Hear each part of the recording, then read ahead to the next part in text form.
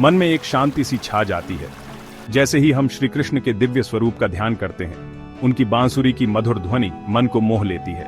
गीता के श्लोक 7:19 में भगवान कहते हैं, बहूनां जन्मनामन्ते ज्ञानवान मां प्रपद्यते वासुदेव सर्वमिति स महात्मा सुदुर्लभ। अर्थात अनेक जन्मों के बाद जब मनुष्य सच्चा ज्ञान प्राप्त करता है तो वह मेरी शरण में आता है। ऐसा महात्मा जो जानता है कि मैं ही सब कुछ हूं, अत्यंत दुर्लभ है। यह ज्ञान कोई साधारण ज्ञान नहीं है, यह आत्मज्ञान है जो हमें जीवन के वास्तविक उद्देश्य को समझाता है। यह यात्रा आसान नहीं होती। इस मार्ग पर चलने के लिए तपस्या, समर्पण और अटूट भक्ति की आवश्यकता होती है। जैसे एक माली पौधे को सींचता है, वैसे ही हमें अपनी भक्ति से अपने अंदर के ज्ञान के बीज को पोषित करना होगा।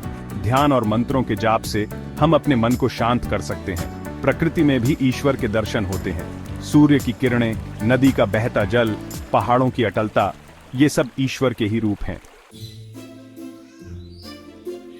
ईश्वर सर्वव्यापी है, वह हर कण में विद्यमान है। एक छोटी सी चींटी से लेकर विशालकाय हाथी तक हर जीव में वही परमात्मा बसता है। जैसे एक ही सूर्य से पूरी पृथ्वी प्रकाशित होती है, वैसे ही एक ही परमात्मा से संपूर्ण सृष्टि प्रकाशमान है।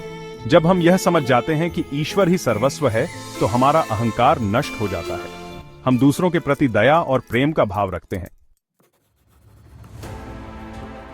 गीता का ज्ञान हमें यही सिखाता है कि सच्ची मुक्ति भक्ति में है।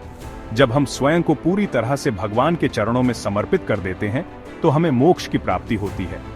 यह जीवन एक अनमोल अवसर है, इसे व्यर्थ न गवाएं। भगवान श्री कृष्ण की शरण में आएं और उनके दिव्य प्रेम का अनुभव करें। यह ज्ञान अमूल्य है, इसे अपने हृदय में धारण करें और अपने जीवन को सार्थक बनाएं।